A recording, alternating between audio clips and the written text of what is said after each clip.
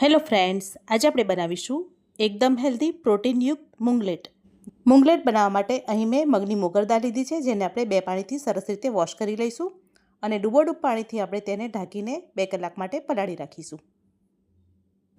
2 કલાક બાદ દાળ સરસ પલળી ગઈ છે. હવે આપણે તેને પાણી કાઢી લઈશું અને તેને મિક્સર જારમાં લઈ લઈશું અને તેને પીસી લઈશું.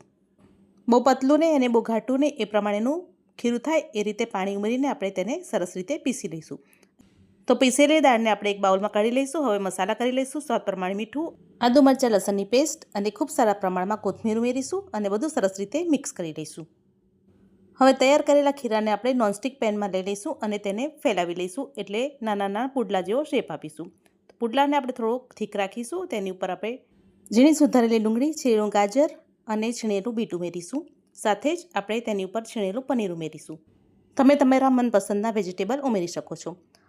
હવે આપણે પાથરેલા વેજીટેબલ અને પનીરને આપણે પ્રેસ કરી લઈશું અને તેની ઉપર મરી પાવડર સ્પ્રિંકલ કરી લઈશું.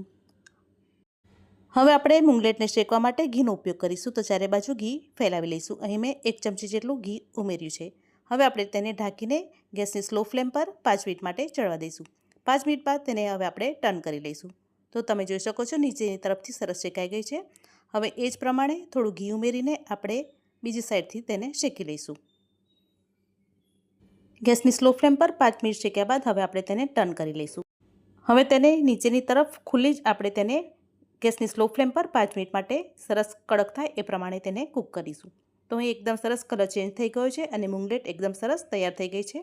તો તૈયાર છે હેલ્ધી એવી પ્રોટીનયુક્ત મૂંગલેટ.